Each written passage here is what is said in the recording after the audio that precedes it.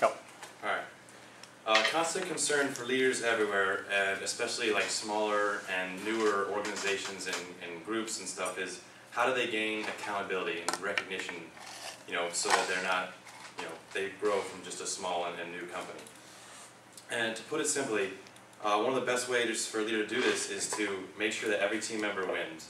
And by winning, I mean accomplishing your top and primary goals. And I think that accountability is gained through achieving and making results and making things happen. And there's several steps that you can take to achieve those results that gain you that accountability. The first is to find out what your top goals are and clearly define those. This means the essential few that have to get done. Even though there may be a bunch of more important goals that you need to reach, you need to figure out what the primary goals are.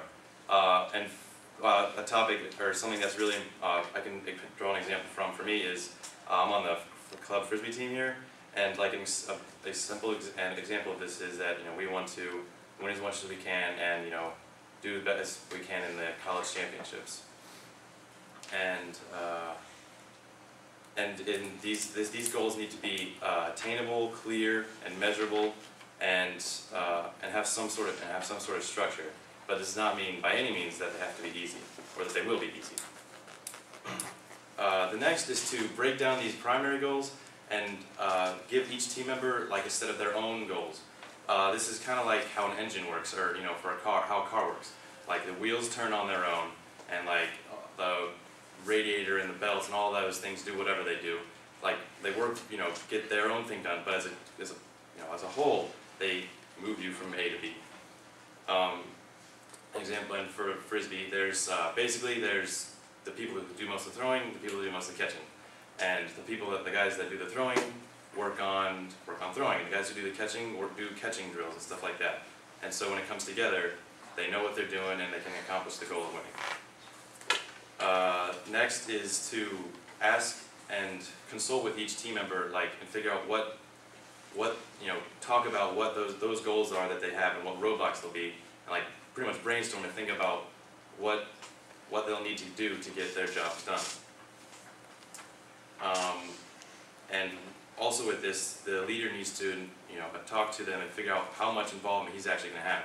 Because there's examples all over the place. There are leaders that have a chokehold on the organization, do way too much, and there's others that never even show up to the meetings or anything like that. You don't even know who they are.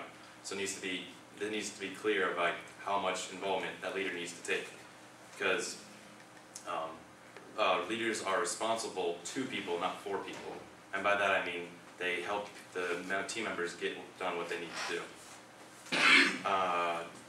After all this has been going on for a while, you need to follow up, see where you're at. Take checkpoints, whatever, and take things things that you're doing well, that you're getting done on one side, and things that need work on another side, and look at what you've done well, and not what you've actually done, but how you've done it, to apply to things that you still need to work on to do better with those things. And then along with that is sharing. And finally, there's the reward results. People that have shown a lot of worked as hard as they can, they should get the recognition for that. And people that haven't so much, still recognize them, but make sure that they're improving and that they're willing to still put forth the effort, or it may be time to find someone else who's willing to put forth that effort too. That's it.